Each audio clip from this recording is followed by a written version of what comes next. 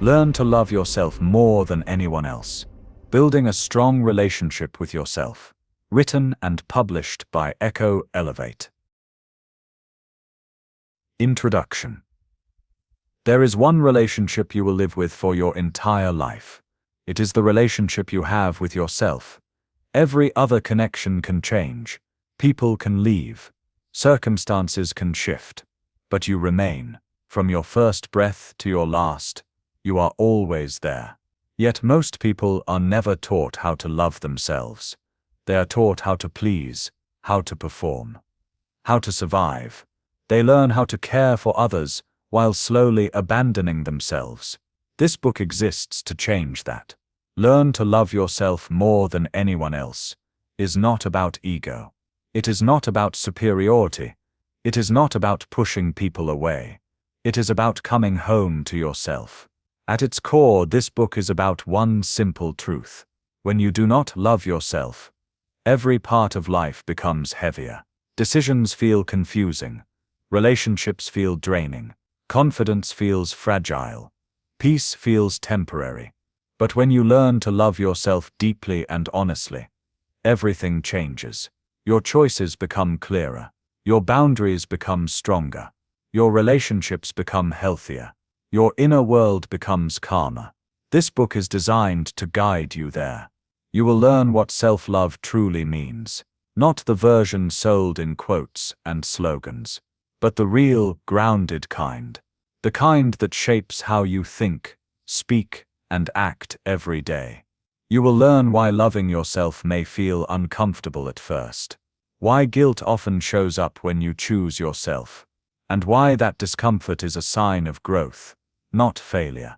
You will learn how to stop tying your worth to approval, how to listen to yourself again, how to speak to yourself with respect, and how to build a life that supports who you really are. This book does not demand perfection. It asks for honesty. It does not ask you to become someone new. It helps you return to who you were before self-doubt took over. Each chapter is simple and intentional. Each idea builds on the one before it. You can listen at your own pace. You can pause. You can reflect. You can return whenever you need. There is no finish line here. Self-love is not a destination. It is a practice, a choice you make again and again. As you listen, you may recognize parts of yourself you have ignored. You may feel relief. You may feel resistance. Both are welcome. This journey is not about becoming better than others. It is about becoming loyal to yourself. And it starts now. Chapter 1. The relationship you can never leave. There is one relationship that begins before you understand words. It stays with you when everything else changes. It follows you through every success and every failure. It is the relationship you have with yourself. You do not choose this relationship. You are born into it, and no matter where you go, it goes with you. Most people spend their lives trying to improve their relationships with others. They learn how to communicate better, how to compromise, how to love more deeply. Yet they rarely stop to examine the relationship that shapes all the others, the one inside. Your relationship with yourself sets the tone for your entire life. It influences how you make decisions, how you respond to challenges, how you allow others to treat you, even how you rest, dream, and hope. And still, it is often ignored. Many people treat themselves in ways they would never treat someone they love. They speak harshly to themselves. They dismiss their needs. They push past exhaustion. They criticize every mistake. Over time, this becomes normal. Not because it is healthy, but because it is familiar. Imagine a person who follows you everywhere. They hear every thought you think. They feel every emotion you suppress. They witness every moment of self-doubt and self-judgment. That person is you. If that relationship is built on pressure and neglect, life feels heavy. If it is built on respect and care, life feels more stable. The outside world may still be unpredictable, but your inner world becomes a place of support instead of conflict. Many people believe their problems begin with other people. A difficult partner, a demanding job, a lack of recognition. While these challenges are real, they are often intensified by one thing: a strained relationship with the self. Consider someone who constantly seeks approval. They may appear confident on the surface, but inside they rely on external validation to feel worthy. When praise disappears, insecurity grows. When criticism appears, it feels crushing. This is not a confidence problem. It is a relationship problem. Or think of someone who never rests without guilt. They feel uneasy when they slow down. They believe rest must be earned. Even when their body asks for care, they ignore it. This is not a productivity issue. It is a self-respect issue. The way you treat yourself becomes your emotional baseline. It becomes the standard you accept from others. When you abandon yourself, you tolerate abandonment elsewhere. When you disrespect yourself, you accept disrespect in relationships. This happens quietly, slowly, often without awareness. From an early age, many people learn that love is conditional. Be good, and you are accepted. Be useful, and you are valued. Make mistakes, and affection is withdrawn. These lessons shape the inner relationship. They teach the mind to perform instead of be, to prove instead of trust, to survive instead of feel. As an adult, this often shows up as self-pressure, constant striving, fear of slowing down, fear of disappointing others, fear of not being enough. But none of this is a personal failure. It is a learned pattern. The relationship you have with yourself was shaped long before you had a choice. That does not mean it must stay the same. The first step is awareness. Notice how you speak to yourself when no one is listening. Notice how you respond to mistakes. Notice how quickly you dismiss your own needs. Notice how often you push yourself past your limits. Do not judge what you find. Judgment only deepens the divide. Instead, observe with curiosity. Ask yourself a simple question. If someone spoke to me this way, how would I feel? For many people, the answer is uncomfortable. That discomfort is important. It points to where change is needed. A healthy relationship with yourself does not mean constant positivity. It does not mean you never feel doubt or fear. It means you meet those moments with honesty, instead of punishment. It means you listen when something feels wrong. It means you rest without needing permission. It means you allow growth without cruelty. This relationship affects how you show up in the world. When you trust yourself, decisions feel clearer. When you respect yourself, boundaries feel natural. When you support yourself, challenges feel manageable. You stop asking, "Am I enough?" and start asking, "What do I need right now?" This shift is powerful, and it begins internally. You may not be able to leave this relationship, but you can change it. You can move from self-criticism to self-respect, from self-neglect to self-care, from inner conflict to inner stability. This chapter is not asking you to fix yourself. You are not broken. It is asking you to recognize the one relationship that shapes all others. The relationship you can never leave. The one that deserves your attention. The one that will support every step of your journey forward. And this is only the beginning. Chapter 2. Why you were never taught to love yourself. Most people believe self-love is something they failed to learn. They assume they missed a lesson, or that something is wrong with them. The truth is simpler. You were never taught to love yourself. This was not an accident. It was not personal. It was a result of how society works. From an early age, love is often tied to behavior. You are praised when you perform well. You are corrected when you do not. Approval comes when you meet expectations. Over time, a quiet message forms. You are lovable when you do what is expected. You are valuable when you are useful. This message is rarely spoken out loud, but it is felt deeply. In school, success is rewarded. Grades matter. Comparison becomes normal. Mistakes are often highlighted more than effort. You learn to measure yourself against classmates, against standards, against results. Very little attention is given to how you feel inside. Your emotions are often seen as distractions. Your needs are sometimes labeled as weakness, so you adapt. You learn to push through discomfort. You learn to ignore inner signals. You learn to keep going, even when something feels wrong. At home, many people grow up with caregivers who were also never taught self-love. They did their best with what they knew. But love may have been expressed through control, pressure, or sacrifice. Some households taught obedience instead of self-trust. Others taught silence instead of expression. Some taught strength through endurance, not care. Again, this was not done with harm in mind. It was inherited behavior. Pain that is not healed is often passed on. As you grow older, society reinforces the same pattern.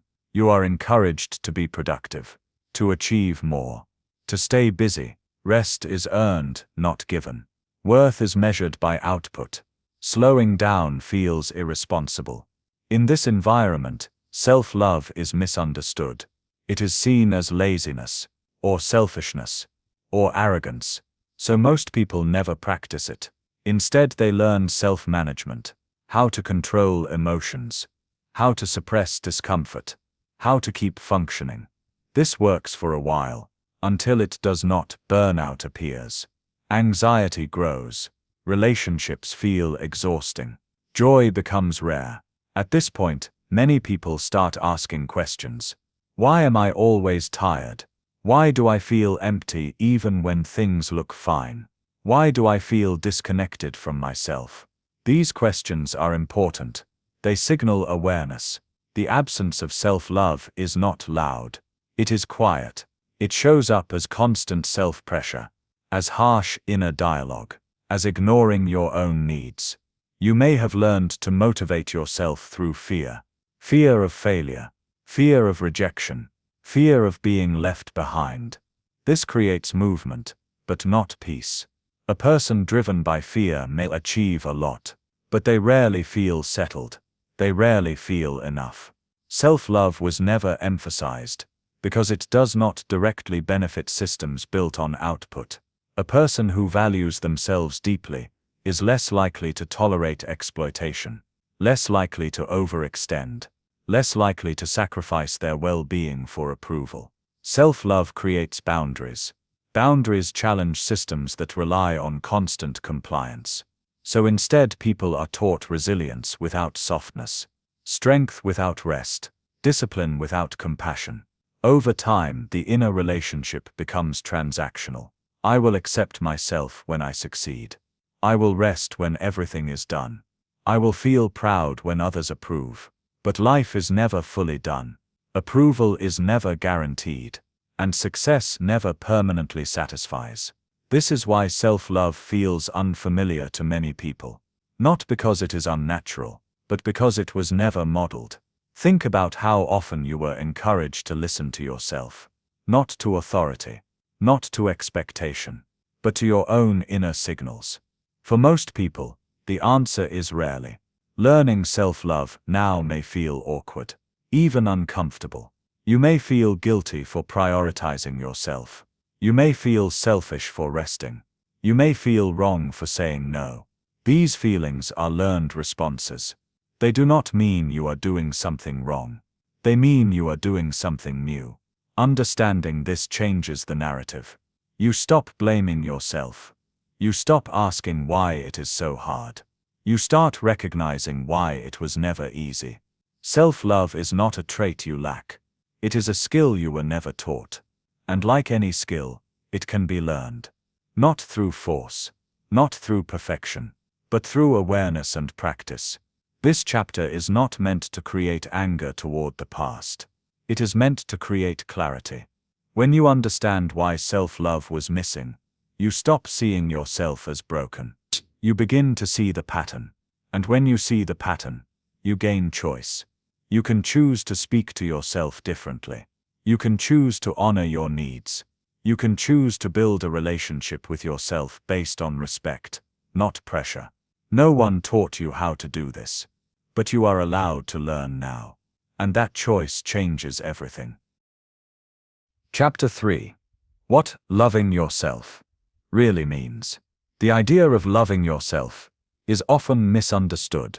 For many people, it brings up confusion. For others, it creates resistance.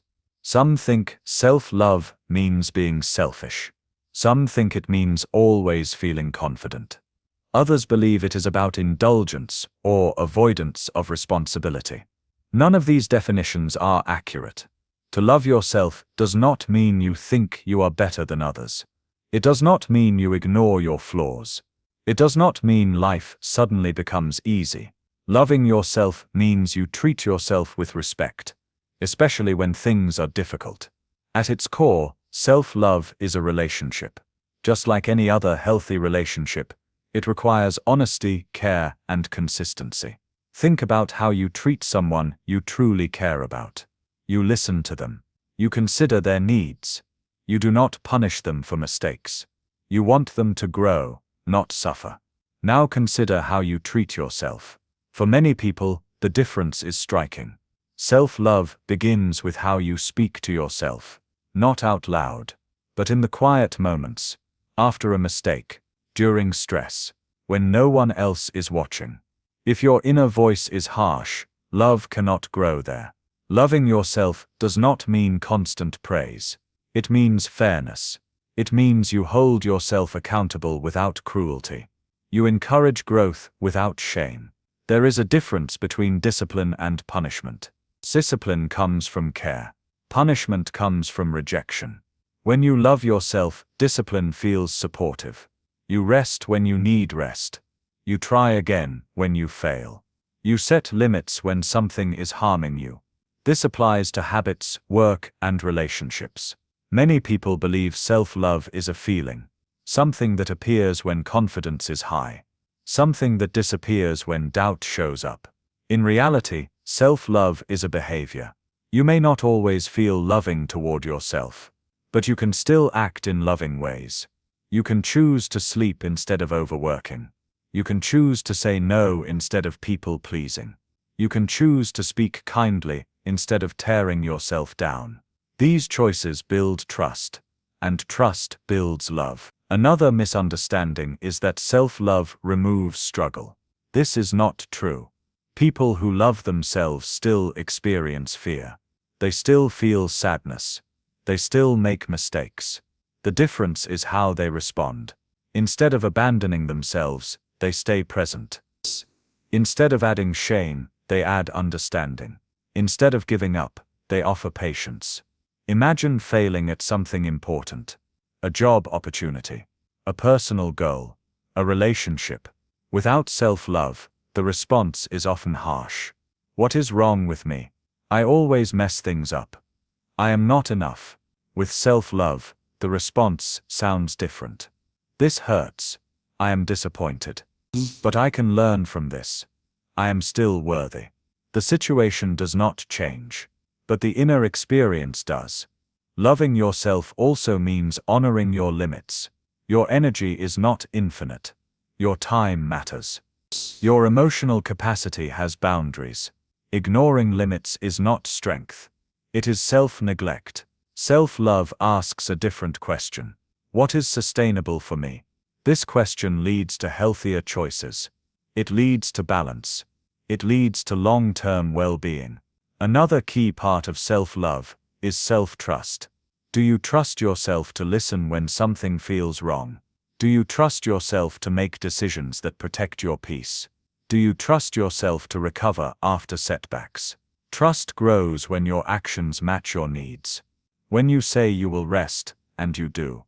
When you say no, and you honor it. When you promise yourself care, and you follow through. Every small act matters. Self-love is not loud. It does not need validation. It often looks simple from the outside. Choosing honesty over approval. Choosing rest over exhaustion. Choosing growth over comfort. These choices are not dramatic, but they are powerful. It is also important to understand what self-love is not. It is not ignoring responsibility. It is not blaming others for everything. It is not avoiding discomfort. In fact, self-love often asks you to face discomfort, to have difficult conversations, to leave situations that hurt, to change patterns that feel familiar but harmful. This takes courage. Loving yourself means you stop waiting for permission to matter. You stop postponing care until everything is perfect. You stop proving your worth through suffering. You begin to act as if your well-being matters. Because it does. This shift may feel unfamiliar, even uncomfortable at first. That does not mean it is wrong. It means you are building something new. Self-love is not a destination you reach one day. It is a practice you return to daily. Some days it feels natural. Some days it feels forced. Both are part of the process. What matters is consistency. Each time you choose respect over self-attack, the relationship strengthens. Each time you choose care over neglect, trust grows. Each time you stay instead of abandon yourself, love deepens. Loving yourself is not about becoming perfect. It is about becoming present, and that presence changes everything.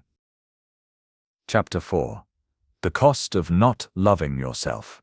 The absence of self-love rarely announces itself loudly. It does not arrive as one dramatic moment. It settles in quietly, and over time it becomes expensive, not in money, but in energy, in peace, in lost years. When you do not love yourself, you pay for it in ways you may not immediately see. One of the first costs is exhaustion. You push yourself even when you are tired. You ignore signals from your body. You keep going because stopping feels unsafe. Rest feels like weakness. Slowing down feels irresponsible. So you stay busy, not because you are fulfilled, but because stillness would force you to listen. Over time, fatigue becomes normal. You wake up tired. You move through the day drained. You tell yourself this is just how life is. It is not. Another cost is emotional confusion. When you are disconnected from yourself, your emotions feel overwhelming or unclear. You may feel irritated without knowing why, sad without understanding the source, anxious without a clear reason. Because you were never taught to listen inward, emotions pile up. Unprocessed feelings turn into tension. Tension turns into stress. Stress turns into burnout. Instead of asking what you feel, you distract yourself. You scroll. You overwork. You overthink. Anything to avoid sitting with yourself. The cost here is clarity. Without self-love, decision-making becomes difficult. You doubt yourself constantly. You second-guess choices. You look outside yourself for answers. What should I do? What would they think? What if I am wrong? The louder these questions become, the quieter your own voice gets. Another major cost appears in relationships. When you do not love yourself, you often overgive. You tolerate what hurts. You stay quiet to keep peace. You accept less than you deserve, not because you want to suffer, but because part of you believes this is normal. You may attract people who reinforce this belief. People who take without giving back. People who cross boundaries. People who benefit from your silence. And each time you ignore your discomfort, the message deepens. My needs do not matter. My feelings are secondary. Keeping others happy is more important than being honest. This creates resentment, but resentment has nowhere to go. So it turns inward. Self-criticism grows stronger. Patience with yourself grows weaker. The relationship inside becomes tense and unforgiving. Another cost is missed joy. When you do not love yourself, you delay happiness. I will enjoy life when I achieve more. I will relax when everything is done. I will feel proud when others approve. But life is never fully finished.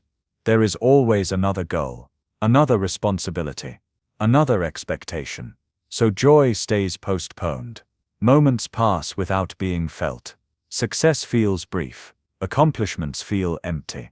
You may look successful on the outside, but inside something feels missing. That something is connection with yourself. The cost also shows up in how you handle failure. Without self-love, Mistakes feel personal. A failure becomes an identity. Not a moment, but a definition. I failed, so I am a failure. This belief damages confidence. It makes risk feel dangerous.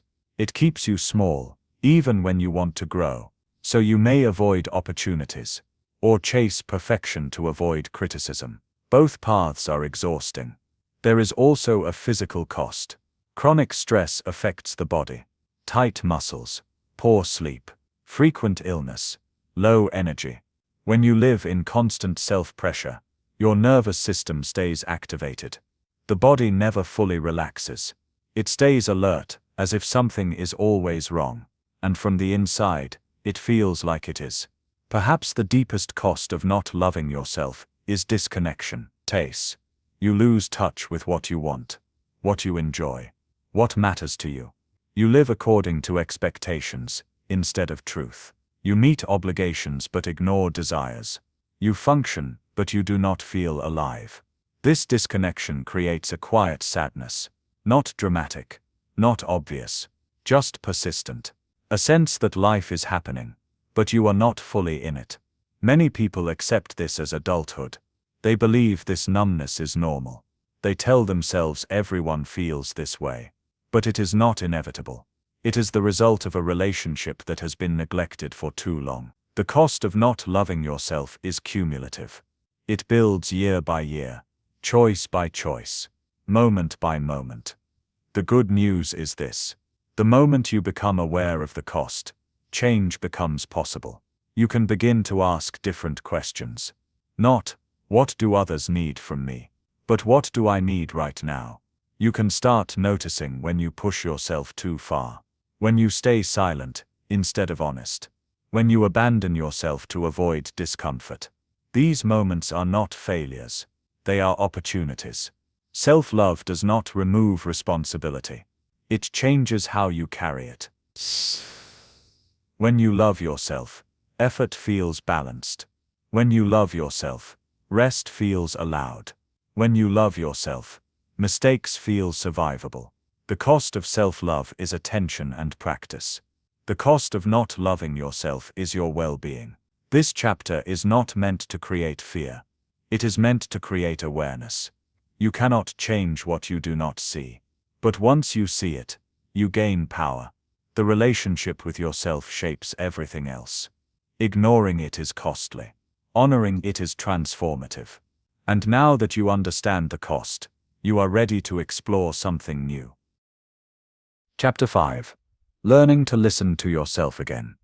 Listening to yourself sounds simple, but for many people, it feels unfamiliar.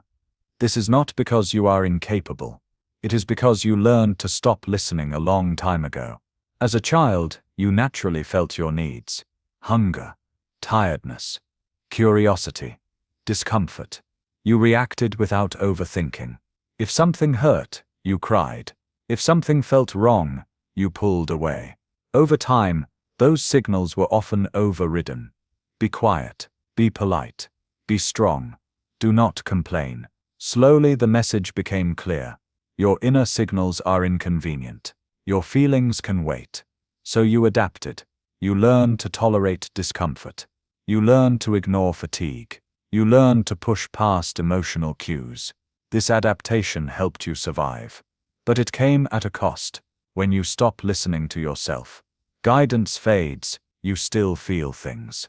But they arrive as tension, anxiety, or exhaustion, instead of clarity. Listening to yourself again does not mean becoming emotional or impulsive. It means rebuilding trust with your inner signals. The first step is slowing down.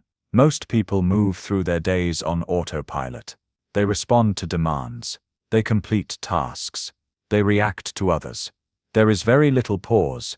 Without pauses, inner signals get lost. Start small. Notice your body when you wake up. Are you rested or tense? Notice your breath during the day. Is it shallow or relaxed? These are not random sensations. They are information. Your body speaks before your mind does. A tight chest may signal stress. A heavy feeling may signal overwhelm. A sense of relief may signal alignment. Listening means noticing without immediately fixing or judging. Many people ignore signals because they fear what they might hear. If I listen, I might have to change something. If I listen, I might realize I am unhappy. This fear is understandable, but ignoring signals does not make them disappear. It only makes them louder over time. Listening is not about drastic action. It is about awareness. Another key part of listening to yourself is emotional honesty. Ask yourself simple questions. How do I feel right now? What am I avoiding? What do I need in this moment? At first, answers may be unclear. That is normal. You are rebuilding a connection that has been neglected. Be patient. Many people mistake listening for overthinking. They analyze instead of feel. They debate instead of notice. Listening is quieter than thinking. It is a sense, a pull, a signal. It often shows up as discomfort before clarity. For example, you may feel uneasy around a certain person. Nothing obvious is wrong, but your body tightens, your energy drops. Listening means honoring that signal instead of dismissing it. Or you may feel drained after certain commitments, even ones you agreed to willingly. Listening means asking why, not to assign blame, but to understand yourself better. Your needs change over time. What once felt right may no longer fit. Listening allows adjustment. Another important part of listening is separating your voice from others. Many inner thoughts are not truly yours. They are echoes of expectations, of criticism, of comparison. Learning to listen means asking, is this my truth or someone else's rule? This takes practice. When faced with a decision, notice where the pressure comes from. Fear of judgment, desire for approval, habit. Then notice what feels steady underneath that pressure. Often, your true voice is calm, not loud, not dramatic, just clear. Listening to yourself also means honoring your limits. If you feel exhausted, that is information. If you feel resentful, that is information. If you feel disconnected, that is information. You do not need to justify these signals. You need to respect them. Respect does not mean always saying yes to yourself. It means considering yourself.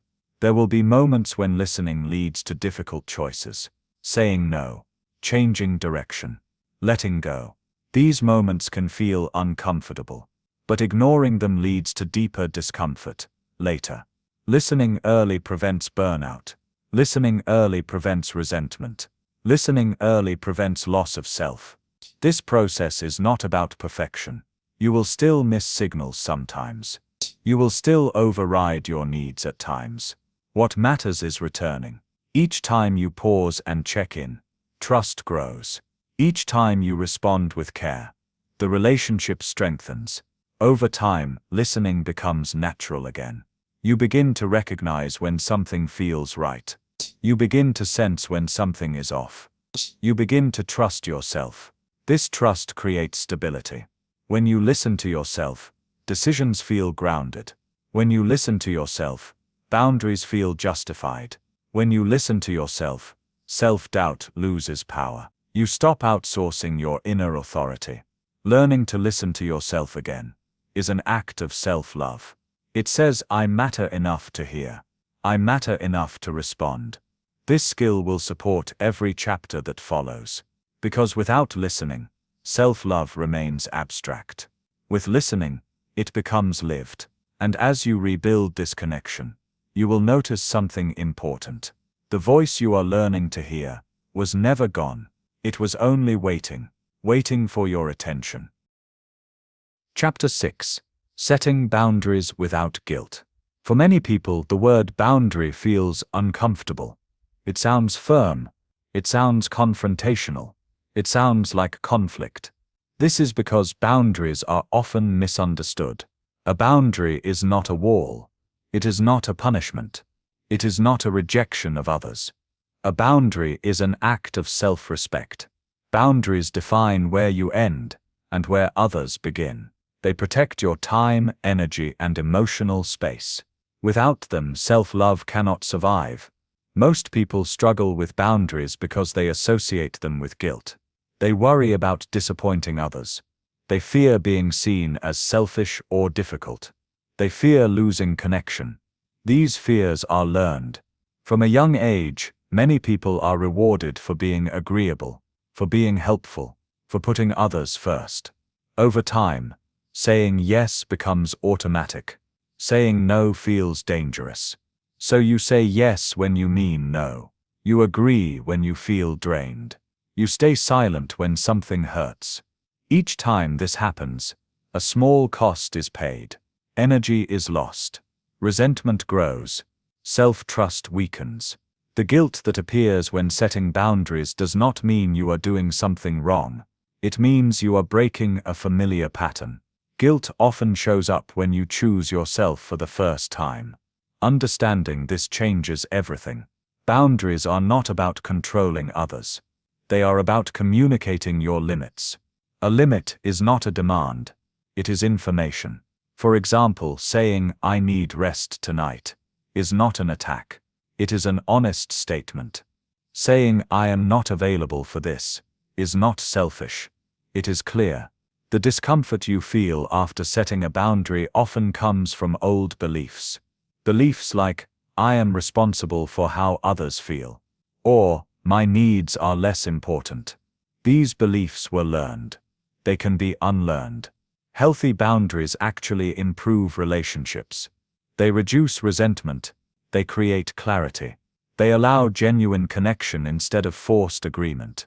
When you do not set boundaries, you may appear kind, but kindness without honesty leads to burnout. Consider someone who always helps, even when exhausted. They may be praised, but inside they feel depleted. Over time, their kindness turns into frustration. They may withdraw suddenly, or react harshly. Others feel confused. This is what happens when boundaries are absent. Setting boundaries early prevents emotional explosions later. Another common fear is rejection. What if they leave when I say no? What if they think I am selfish? These questions are understandable. But ask yourself something important. If a relationship only works when I abandon myself, is it healthy? People who respect you will adjust. People who benefit from your lack of boundaries may resist. That resistance is information. Boundaries reveal who can meet you with respect. Setting boundaries without guilt starts with clarity. You must know your own limits before you can communicate them. Pay attention to signs of resentment, tension, fatigue, irritation. These signals often point to a boundary that needs to be set. Once you identify a limit, communicate it simply. You do not need long explanations. You do not need to justify your needs. Clear, calm, direct. For example, "I am not comfortable with this. I need more time. I cannot commit to that." Notice how your body responds when you say these words. Sect. You may feel relief mixed with fear. That is normal. The goal is not to eliminate discomfort. It is to choose self-respect despite it. Boundaries also require consistency. If you set a boundary but repeatedly ignore it, trust erodes. Not just with others, but with yourself. Each time you honor a boundary, self-trust grows. Each time you override it, self-doubt strengthens. This is why boundaries are a form of self-love in action. My limits are real. I am allowed to protect my energy. It is important to note that boundaries can change. What worked before may not work now. This is not failure. It is growth. Revisiting boundaries is part of listening to yourself. You may also notice that setting boundaries feels easier with some people than others. This does not mean you are inconsistent. It means dynamics differ. Be gentle with yourself during this process. You are learning a new way of relating, not just to others, but to yourself. Guilt may still appear. Let it pass without letting it decide for you. Guilt is a feeling, not a command.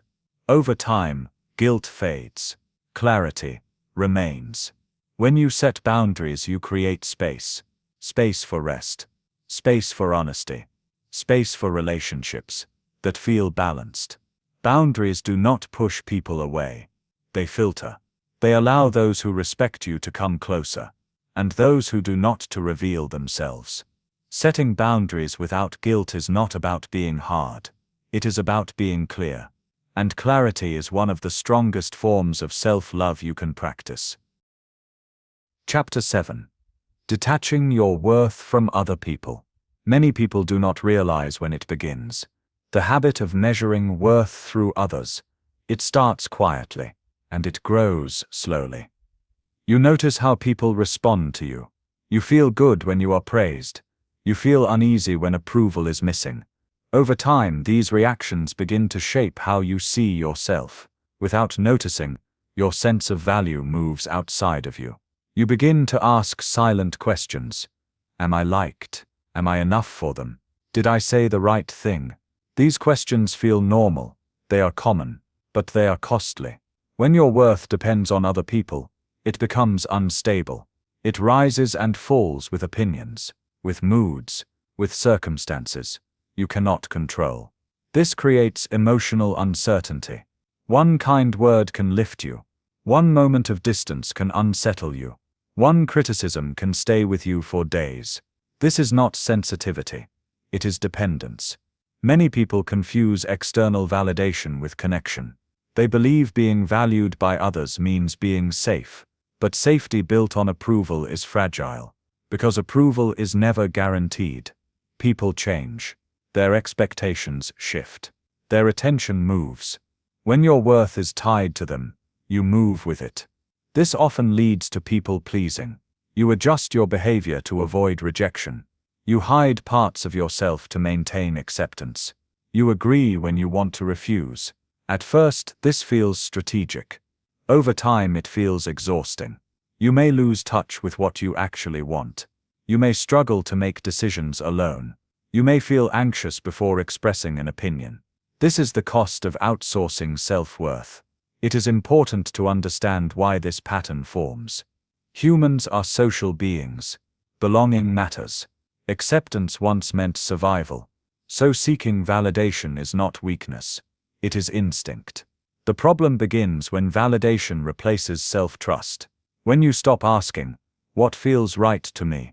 and start asking, "How will this be received?" This shift is subtle, but powerful. Detaching your worth from others does not mean you stop caring. It does not mean you become cold or indifferent. It means you stop letting opinions define your value. There is a difference. You can value feedback without becoming it. You can listen without dissolving. This detachment begins internally. Notice how often your mood depends on reactions. A message not answered. A comment ignored. A tone that feels off. Ask yourself what meaning you assign to these moments. Often the meaning is personal. They do not care about me. I did something wrong. I am not important. These interpretations are rarely facts. They are assumptions. Detaching your worth means questioning these assumptions. Not everything is about you. Not every silence is rejection. Not every opinion reflects truth. Other people respond from their own states, their stress, their history, their limitations. Your value does not shrink because someone is distracted. It does not disappear because someone disagrees. Another key step is redefining worth. Worth is not something earned through performance. It is not proven through approval. It is inherent. You existed before opinions formed. You mattered before anyone judged you. This may sound abstract at first. That is okay. Beliefs built over years take time to shift. Begin with small practices. Begin with small practices. When you receive praise, notice it without clinging to it. When you receive criticism, notice it without collapsing. Ask yourself, what part of this is useful, and what part is not mine to carry? This creates emotional distance without disconnection. Another practice is making decisions without immediate reassurance. Choose something small, a preference, a plan, an opinion. Resist the urge to seek confirmation. Sit with the discomfort. It will pass. Each time you choose without approval, self-trust grows. Each time you survive disagreement, confidence strengthens. Detaching your worth also requires grieving. You may realize how much of your life was shaped by seeking acceptance. How often you abandoned yourself to be chosen. This realization can bring sadness. Let it. Grief is part of reclaiming yourself. But do not stay there. See this awareness as freedom. You no longer need to perform to deserve respect. You no longer need to shrink to stay connected. You no longer need to earn the right to exist as you are. When your worth comes from within, relationships change. You give without losing yourself. You listen without disappearing. You speak without fear of rejection. You stop chasing. You start choosing. Some people may respond differently to this change. Not everyone will be comfortable. That is not a sign you are wrong. It is a sign the dynamic is shifting. Healthy relationships can adapt. Unhealthy ones often resist. This clarity is valuable. Detaching your worth from others does not isolate you. It stabilizes you. You become less reactive, less anxious, more grounded. You stop asking, "Am I enough for them?" and start asking, "Is this enough for me?" This question changes how you move through the world. Your worth is not fragile. It does not need constant confirmation. It is not something others can give or take away. It has always been yours. And when you finally stop handing it over, you begin to stand on solid ground. Chapter 8. Making Peace with Your Past. The past does not stay in the past. It follows quietly, in reactions, in fears, in habits you did not choose. Many people believe they have moved on. They avoid thinking about what happened. They stay busy. They focus on what is next. But avoidance is not peace. Unresolved experiences shape how you see yourself. They influence what you expect. They affect what you believe you deserve. Making peace with your past is not about reliving it. It is about releasing its control. This begins with understanding. Every version of you was doing the best it could with what it knew. At the time, you had limited awareness, limited tools, limited support. Judging your past self with your present understanding is unfair. It creates shame, and shame keeps wounds open. Many people carry anger toward themselves, for choices they regret, for chances they missed, for boundaries they did not set. This anger feels justified, but it is also heavy. Holding on to it does not protect you. It punishes you. Making peace starts with compassion. Compassion does not excuse harm. It acknowledges context. Ask yourself a gentle question. What was I trying to protect back then? Often the answer is safety, belonging, survival. Even unhealthy choices often come from a need to cope.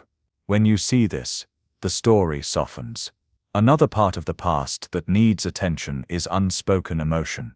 Sadness that was never expressed. Anger that was never allowed. Fear that had no place to go. These emotions do not disappear. They settle in the body. They shape behavior. You may find yourself overreacting to small things, or feeling numb when you want to feel alive. These are not flaws. They are signals. Listening to these signals is part of making peace. You do not need to remember every detail. You need to honor what still lives inside you. This can begin with simple acknowledgement. That was painful. That was unfair. That changed me. Naming the truth creates release. Another challenge is forgiving others.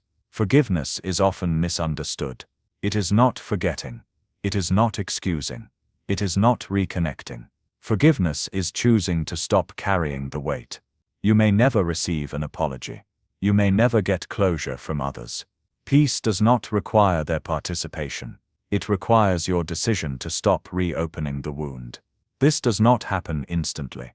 It happens in layers. Each time you choose not to replay the story. Each time you choose not to define yourself by what happened.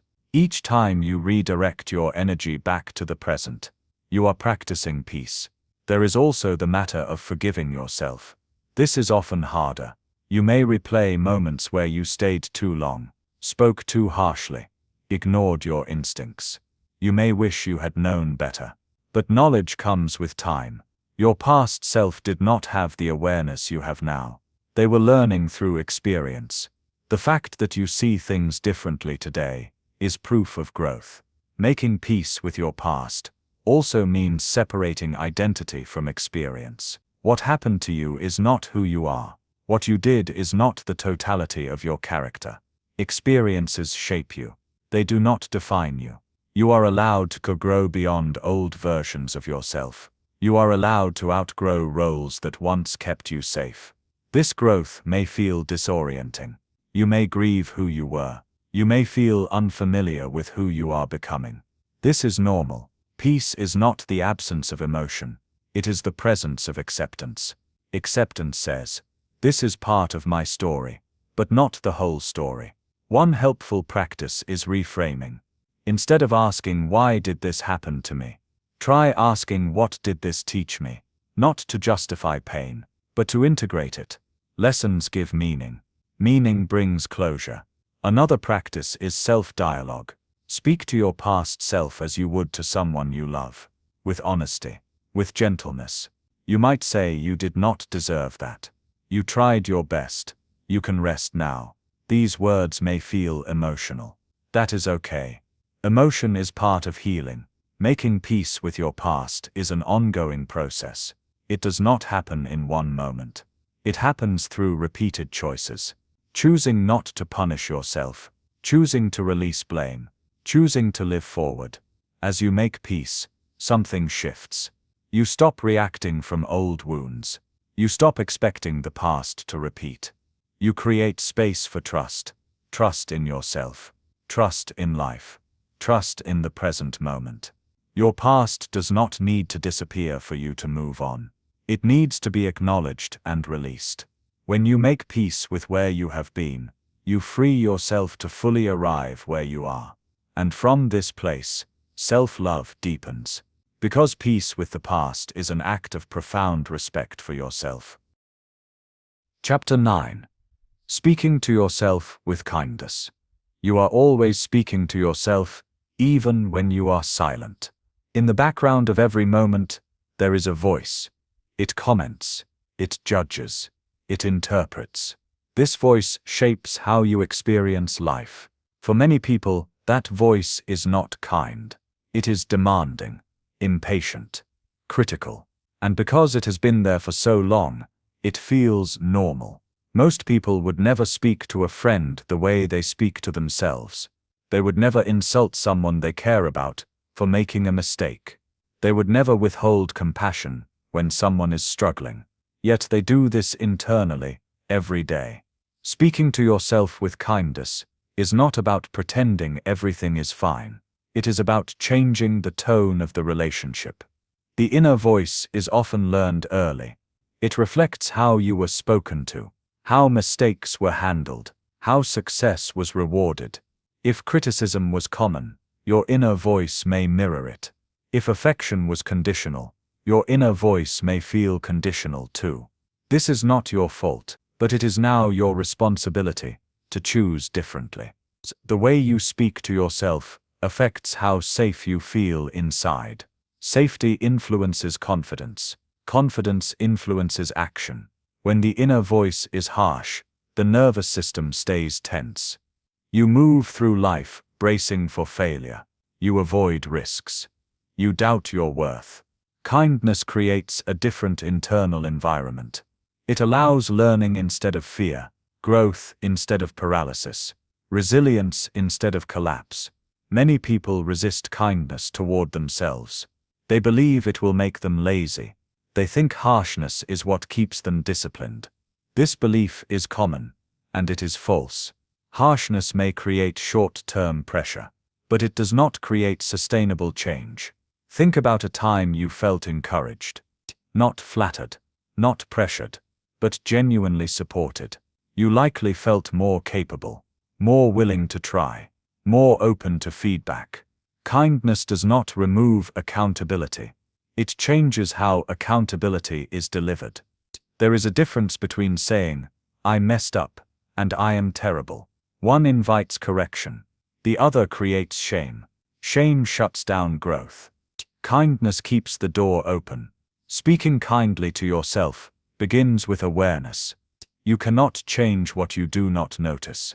Start paying attention to your inner commentary, especially after mistakes, especially during stress. Notice the words. Notice the tone. Is it harsh? Is it absolute? Always. Never. Nothing I do is right. These patterns are signals. Once you notice them, pause. You do not need to fight the thought. You do not need to argue with it. You can soften it. Instead of saying, I always fail, try saying, this did not go as planned. Instead of saying, I am not good enough, try saying, this is challenging for me. These shifts may feel small. They are not. Language shapes experience. Another important aspect of kindness is patience. Many people expect instant change from themselves. They want clarity immediately, confidence immediately, healing immediately. When progress is slow, the inner voice becomes frustrated. Why am I still like this? What is wrong with me? Kindness responds differently. It says growth takes time. It says this is part of the process. It says I am allowed to move at my own pace. Patience does not mean passivity. It means allowing development without self-attack. Kindness also involves how you respond to emotions. When sadness appears, do you criticize it? When fear arises, do you judge it? When anger surfaces, do you suppress it? Speaking kindly means allowing emotions to exist without labeling them as bad. You might say, this feels heavy. You might say, this is uncomfortable. You might say, I need support right now. This approach creates emotional safety. Emotions that are acknowledged move through. Emotions that are attacked tend to linger. Another area where kindness matters is comparison. The inner voice often becomes harsh when comparing yourself to others. They are ahead. They are better. They figured it out. These comparisons usually ignore context. Different paths, different timing, different struggles. Kindness brings you back to yourself. It reminds you that your journey is valid, that progress is not linear, that worth is not competitive. Speaking kindly also means celebrating effort, not just outcomes. Many people only praise themselves when they succeed. Everything else is dismissed. This creates a fragile sense of value. Kindness notices effort. It acknowledges trying.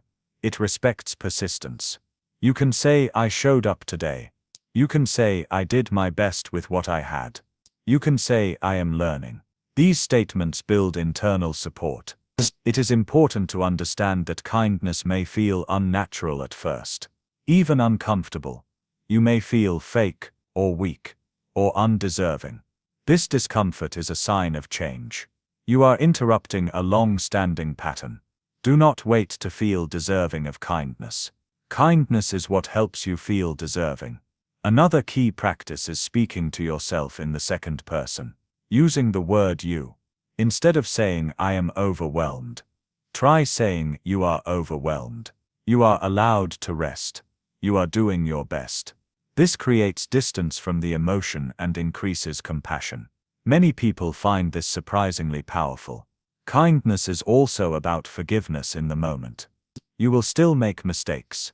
You will still have days where you fall back into old habits. When this happens, notice your response. Do you spiral into self-criticism? Or do you gently redirect? Kindness says, this happened. Now what do I need? It does not dwell. It does not punish. Over time, speaking kindly changes your internal culture. The inner voice becomes an ally instead of an enemy, a guide instead of a critic. This does not mean it will always be gentle. Honesty is still required. But honesty can be delivered with respect. You can say, this choice did not serve you, without saying you are a failure. You can acknowledge growth areas without tearing yourself down. Speaking to yourself with kindness is not self-indulgence. It is self-leadership. You are teaching yourself how to respond to life, with patience, with clarity, with care. This practice affects everything. how you recover from setbacks, how you approach challenges, how you treat others. Because the way you speak to yourself becomes the way you move through the world. Kindness is not something you wait to feel. It is something you choose to practice. One sentence at a time, one moment at a time. And as you continue, you may notice something unexpected.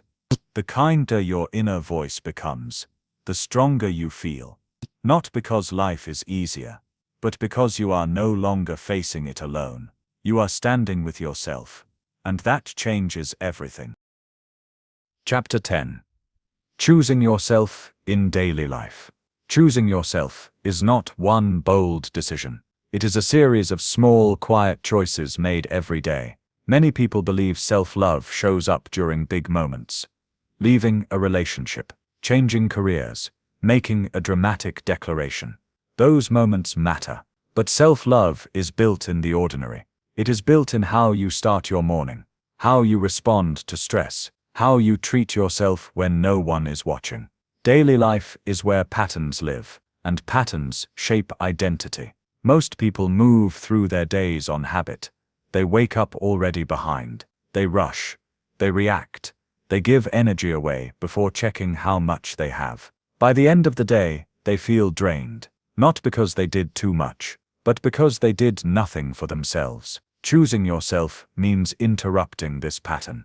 It begins with awareness. Notice how often you override your needs. Skipping meals, ignoring fatigue, delaying rest. These choices may seem small, but repeated daily, they send a message. My needs come last. Over time, this message becomes belief. Choosing yourself starts with asking one simple question. What do I need right now? The answer may be physical, rest, food, movement. It may be emotional, quiet, support, space.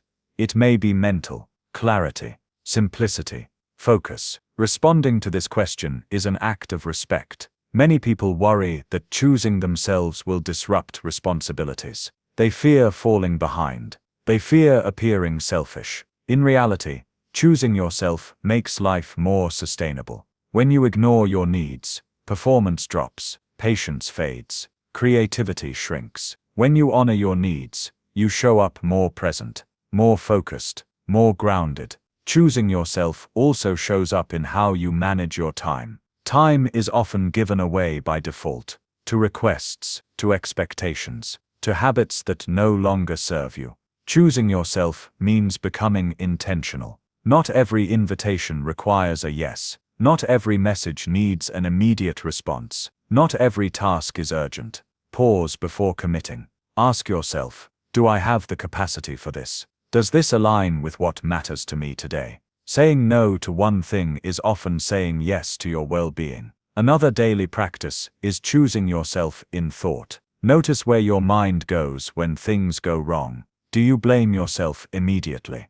Do you replay mistakes? Do you assume the worst? Choosing yourself means interrupting mental spirals. You may not be able to stop thoughts from appearing, but you can choose how long you stay with them. Redirect gently. This is uncomfortable, but I can handle it. This is not perfect, but it is human. These small shifts reduce emotional strain. Choosing yourself also means choosing rest without guilt. Many people rest only when exhausted. When rest is overdue, it no longer restores. Rest is not a reward, it is a requirement. Choosing yourself may mean going to bed earlier, taking a break without explaining, allowing yourself to pause. This does not mean abandoning responsibility. It means supporting your ability to carry it. Another area where daily choice matters is boundaries. You may not always be able to set firm boundaries immediately, but you can start with internal ones. You can choose not to engage in conversations that drain you. You can choose to step away when energy drops. You can choose silence instead of over-explaining. Each choice strengthens self-trust. Choosing yourself also appears in how you treat your body. Do you listen when it asks for care? Do you respect its limits? Do you treat it as an ally or an obstacle? Daily self-love may look like stretching, hydrating, moving gently. These actions are not about appearance. They are about respect. Choosing yourself does not require perfection. You will still have days where you overextend, days where you forget, days where old habits return. What matters is returning. Each time you notice and adjust, the relationship strengthens. Another important aspect is choosing yourself emotionally. This means allowing feelings without judgment, not rushing to fix them, not dismissing them as weakness. If you feel sad, acknowledge it. If you feel overwhelmed, name it. Emotions pass faster when they are respected. Choosing yourself also means choosing environments that support you. Notice how certain spaces affect your energy, certain routines, certain people. You may not be able to change everything at once, but you can make small adjustments. Less time in draining situations, more time where you feel calm. These shifts add up. One of the most powerful daily choices is how you end your day. Many people end their day reviewing failures, what they did not finish, what they should have done better. This trains the mind to expect inadequacy. Choosing yourself means ending the day with balance. Acknowledge effort. Notice what went well. Allow the day to be complete. This practice improves sleep and emotional regulation. Choosing yourself daily also means accepting imperfection. You will not always choose perfectly. You will not always know the right answer. Self-love does not demand flawless decisions. It asks for honest ones. Ask yourself, is this choice moving me toward care or away from it? That is enough. Over time, these daily choices change your identity. You stop seeing yourself as someone who endures life. You begin to see yourself as someone who participates. You feel more grounded, more present, more aligned. Choosing yourself does not isolate you from others. It improves how you relate. You give from fullness instead of depletion. You listen without resentment. You connect without losing yourself. This chapter is not asking you to overhaul your life. It is inviting you to notice where you can choose yourself today. One moment, one decision, one breath. These choices may seem small, but repeated daily, they create trust. And trust creates love. Choosing yourself in daily life is how self-love becomes real. Not as an idea, but as a lived experience. And the more you practice it, the more natural it becomes. Until one day, choosing yourself no longer feels like a decision. It feels like who you are. Chapter 11. Loving yourself in relationships. Relationships have a way of revealing how deeply you love yourself. Not through words, but through patterns. How you give, how you receive, how much of yourself you keep, and how much you abandon. Many people believe relationships fail because of incompatibility. Sometimes that is true, but often the deeper issue is self-neglect. When you do not love yourself, relationships become places where you seek completion. You look for validation, for reassurance, for a sense of worth. This creates pressure on you and on the other person. Loving yourself in relationships does not mean loving others less. It means loving yourself enough to stay present and whole. A relationship should add to your life, not replace your foundation. When self-love is missing, you may lose yourself in connection. You adapt too much. You compromise beyond comfort. You silence needs to avoid conflict. At first, this feels like closeness, but over time it creates distance from yourself. You may notice signs, resentment, emotional fatigue, feeling unseen even when you are together. These are not signs of failure. They are signals. Signals that you are leaving yourself behind. Loving yourself in relationships begins with honesty. Not brutal honesty, but gentle truth. Honesty about what you feel, about what you need, about what hurts. Many people avoid honesty because they fear conflict. They worry that speaking up will push the other person away. But avoiding honesty creates a different kind of distance. A quiet one. Unspoken needs do not disappear. They turn into frustration, into withdrawal, into emotional shutdown. Self-love gives you permission to speak, not to demand, not to control, but to express. Expression is how intimacy grows. Another important aspect is boundaries. Loving relationships require limits. Without limits, connection becomes draining. You are allowed to say no. You are allowed to need space. You are allowed to prioritize rest. These choices do not weaken love. They protect it. When you respect your limits, you teach others how to respect you. If someone reacts negatively to your boundaries, that reaction is information. It tells you how safe it is to be yourself. Self-love asks you to pay attention to this information. It does not mean you leave at the first sign of discomfort. It means you notice patterns. Do you feel calmer after spending time together? Or more tense?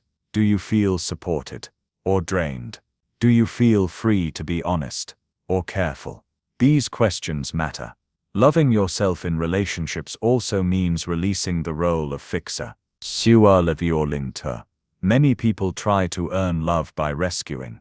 They take responsibility for others' emotions. They overfunction to keep peace. This often comes from a belief: if I am useful, I will be loved.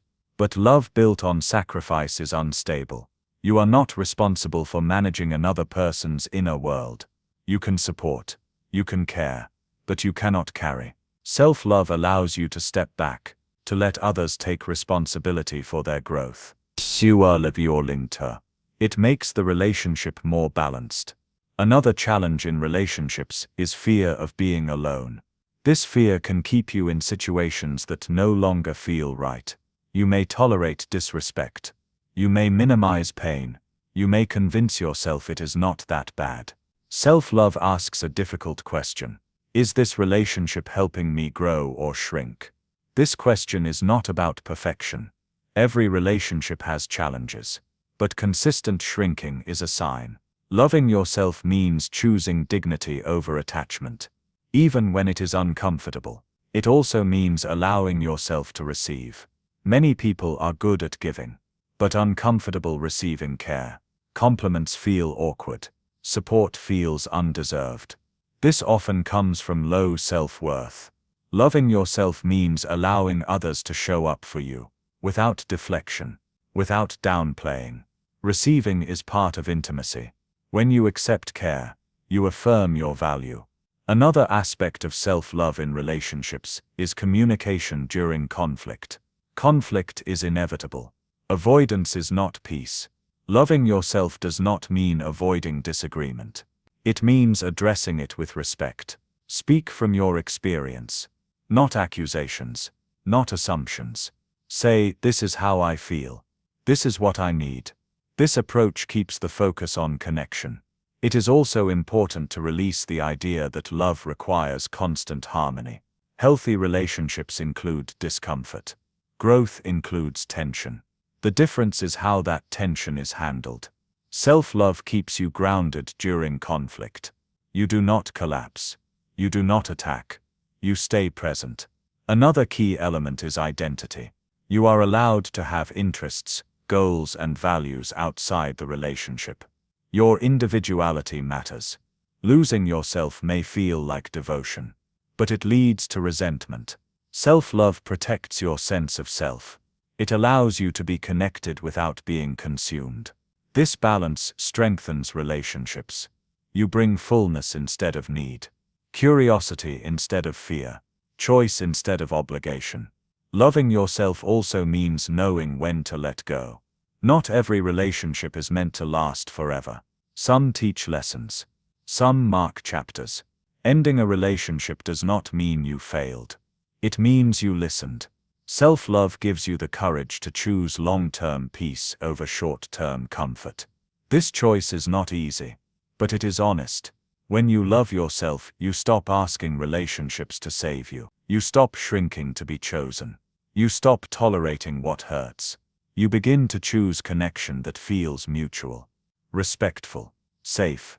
Relationships become spaces of growth, not survival. Loving yourself in relationships is not about being perfect. You will still make mistakes. You will still learn. What matters is returning to yourself. Each time you honor your needs.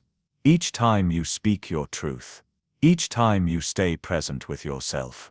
This is self-love in motion. And when you bring this love into relationships, something changes. You are no longer asking to be completed. You are sharing what is already whole. That is where real connection begins. Chapter 12. Building a life that supports you. A life that supports you does not happen by accident. It is built through intention, through awareness, through repeated choices that honor who you are. Many people live in environments that drain them. They follow routines that exhaust them. They stay in situations that require constant self-sacrifice. Over time, this becomes normal. But normal does not always mean healthy. Building a life that supports you begins with a simple realization. Your environment affects your well-being. How you spend your days matters. Where you place your energy matters. What you allow around you matters. Self-love is not only internal, it is structural. It shows up in the systems you build around yourself. Start by looking at your daily rhythm. Notice how your days begin. Do you start in rush and pressure, or with a moment of grounding? Notice how your days end. Do you collapse into rest, or do you give yourself space to unwind? These patterns shape how safe you feel inside your own life. A supportive life includes balance. Not every day will be calm. Not every responsibility can be removed. But balance means there is space to recover. Recovery is not optional. It is essential. Without it, even meaningful work becomes heavy. Another key aspect is your physical environment. The spaces you occupy affect your nervous system. Clutter can create tension. Noise can create fatigue. Chaos can create restlessness. You do not need perfection. You need intention. Ask yourself, does this space support how I want to feel? Small changes matter. More light, less clutter, a quiet corner. These adjustments send a message. My comfort matters. Building a supportive life also involves your schedule. Many people fill their time without checking capacity. They say yes automatically. They overcommit. A supportive schedule includes margin. Time with nothing planned. Time to think. Time to rest. Margin allows life to breathe. Without it, everything feels urgent. Self-love asks you to protect this space. Another important area is your relationship with work. Work can be meaningful. It can also be draining. A supportive life does not require loving your job every day, but it does require respecting your limits. Notice how work affects your energy. Does it leave you depleted or engaged, stressed or stimulated? If something consistently drains you, pay attention. You may not be able to change everything immediately, but awareness creates choice. Small shifts matter. Better boundaries, more breaks, clearer priorities. Building a supportive life also includes nourishment. Not just food, but information, conversation, media. What you consume shapes your inner world. Constant negativity creates tension. Comparison creates dissatisfaction. Overstimulation creates fatigue. Self-love invites you to be selective. You do not need to absorb everything. You are allowed to protect your mental space. Choose content that informs without overwhelming. Choose conversations that feel respectful. Choose silence when needed. Another essential part is movement. Your body is not separate from your life. It carries everything you experience. Movement supports circulation. It releases stress. It reconnects you to yourself. It does not require intensity. It requires consistency. Gentle movement counts. Stretching, walking, breathing. These actions remind your body that it is cared for. Building a supportive life also means reviewing your commitments. Some commitments were made out of obligation. Some out of fear. Some out of habit. Not all of them still fit. Self-love allows reassessment. Ask yourself, does this still align with who I am becoming? Letting go is not failure. It is adjustment. A supportive life evolves with you. Another important factor is rest. Rest is not just sleep. It is mental rest. Emotional rest. Moments where you are not solving, fixing, or performing. A supportive life includes permission to pause. This permission often needs to be given internally. No one else will always grant it. Self-love steps in here. You are allowed to rest without justification. You are allowed to enjoy without earning. Building a supportive life also means having support systems. This does not require many people. It requires safe people. One person who listens. One place where you can be honest. Connection supports regulation. Isolation increases strain. Self-love allows you to seek support without shame. You do not have to do everything alone. Another part of a supportive life is self-honesty. Living out of alignment creates internal friction. Saying yes when you mean no. Staying silent when something hurts. Over time, this creates stress. Alignment does not mean perfection. It means reducing internal conflict. The more your outer life matches your inner truth, the more supported you feel. Building a supportive life also means allowing joy. Joy does not need to be productive. It does not need to be useful. Small pleasures matter. Laughter, nature, creative expression. These moments restore energy. They remind you that life is not only about endurance. A supportive life is not about removing all challenges. It is about creating a foundation strong enough to meet them.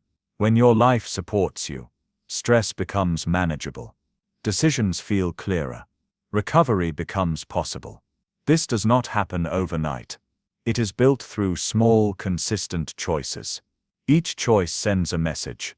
I care about how my life feels. I care about my well-being. This is self-love made visible. You do not need to escape your life to love yourself. You need to shape it. And as you do, you may notice something important. Life begins to feel less like something you survive, and more like something that carries you. That is what support feels like, and you deserve it. Chapter 13. Becoming your own safe place. Safety is not only physical, it is emotional, it is internal. Many people move through life, searching for safety outside themselves, in relationships, in approval, in certainty. They look for someone who will understand them, someone who will stay, someone who will make things feel steady. This desire is natural, but when safety only exists outside you, it becomes fragile. It depends on other people's moods, other people's choices, other people's availability. Becoming your own safe place changes this dynamic. It means learning how to support yourself when life feels uncertain. It means knowing you can return to yourself when things fall apart. It means creating inner stability, even when the world feels unstable. This does not happen through control.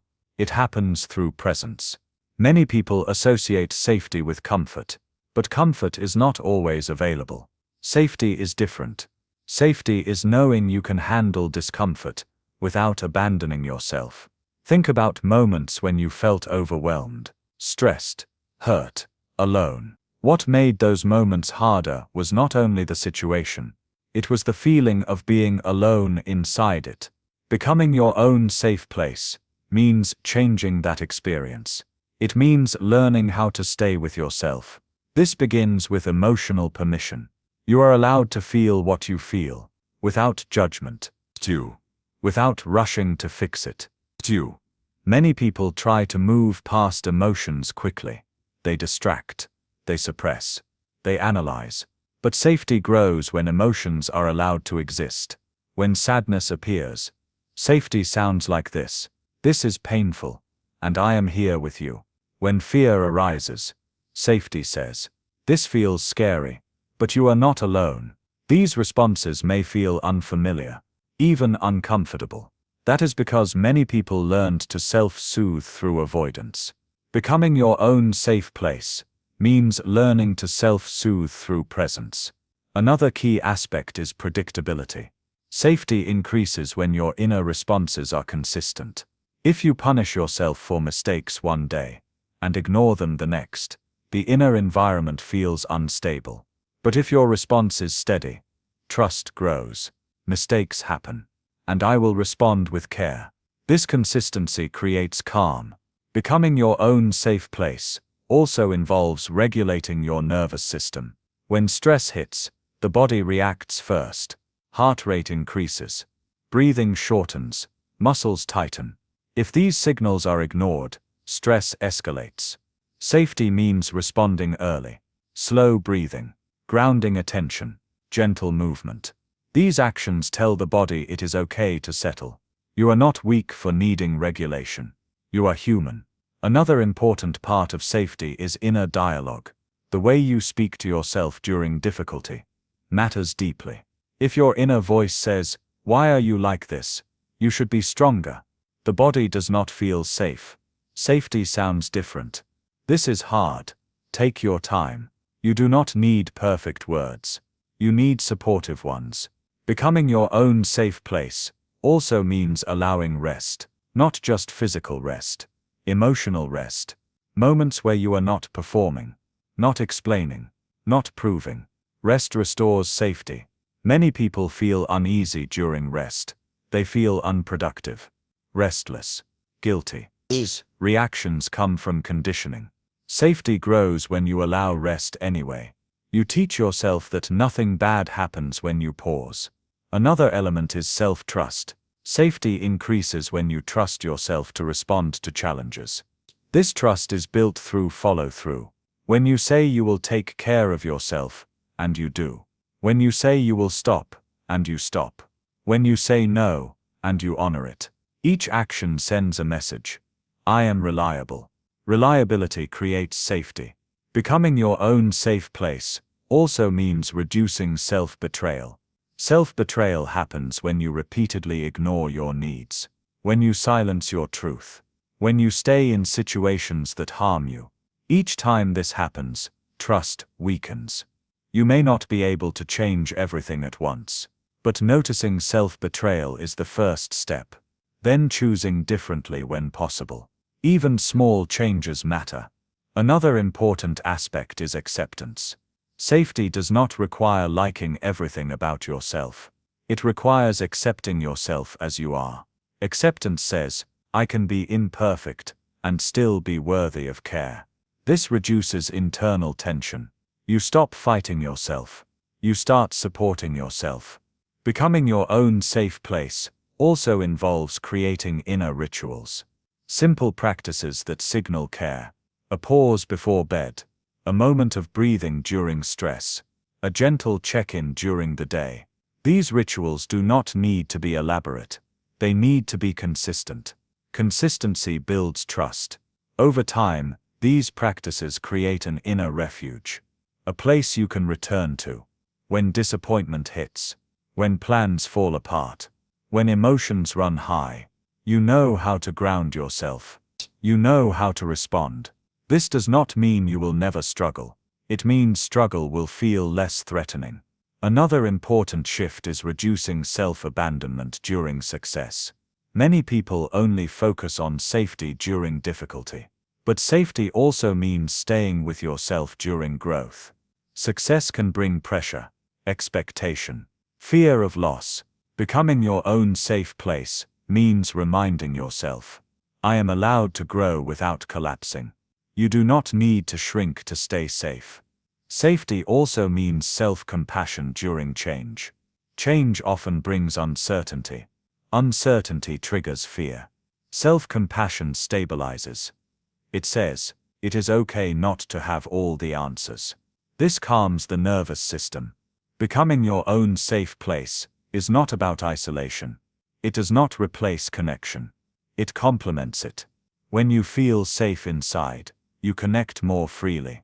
You depend less on reassurance. You communicate more clearly. You no longer seek safety from others. You share from it. This shift is powerful. It changes how you handle loneliness, how you face uncertainty, how you move through life. Safety becomes portable. It travels with you. You carry it into conversations, into decisions, into unknown spaces. Becoming your own safe place takes time. It is built through repeated moments of care. There will be days when you forget. Days when old patterns return. This does not erase progress. Each return strengthens the relationship. Safety is not a state you achieve.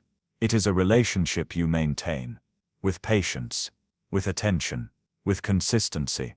And as this relationship deepens, something shifts. You stop searching for safety everywhere else. You stop bracing against life.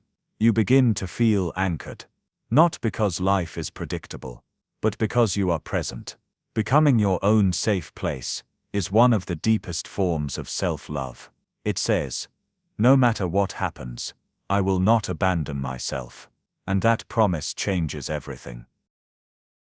Chapter 14. Loving yourself for life. Self-love is not a phase. It is not something you complete and move on from. It is a lifelong relationship. Many people approach self-love as a solution. They hope it will fix everything. They expect a permanent state of confidence and calm. When life brings difficulty again, they feel discouraged. But self-love was never meant to remove struggle. It was meant to support you through it. Loving yourself for life means understanding this truth. There will be seasons of ease. There will be seasons of challenge. Self-love adapts to both. It is not about always feeling good. It is about staying connected to yourself when things do not feel good. This connection is what creates resilience. Over time, self-love shifts from something you practice intentionally to something that quietly shapes how you live. You stop asking, "Should I care for myself?" You start asking, "What does care look like here?" This question evolves as you do. What you need today will not always be what you need later. Energy changes. Priorities shift. Life circumstances evolve. Loving yourself for life means allowing this change. It means releasing rigid rules. Rest when you need rest. Push when it feels aligned. Pause when something feels off. Flexibility is part of care.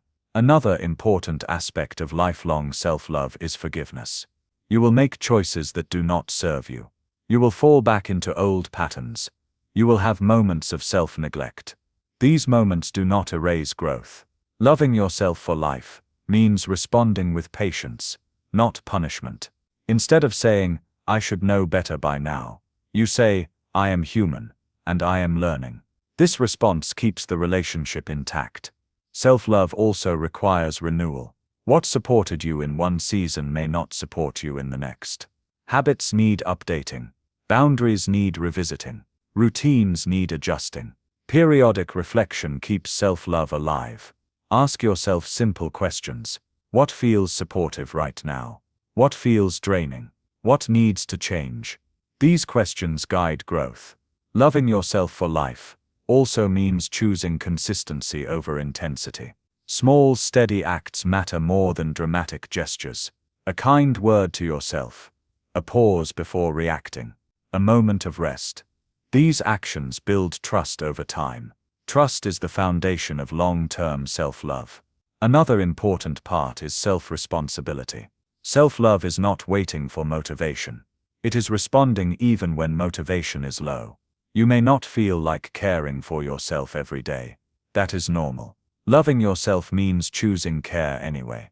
This does not require perfection. It requires presence. There will be days when self-love feels natural. Days when it feels forced. Both count. What matters is not how it feels. What matters is that you stay engaged. Loving yourself for life also means honoring growth without pressure. You do not need to rush healing. You do not need to meet anyone else's timeline. Growth unfolds at its own pace.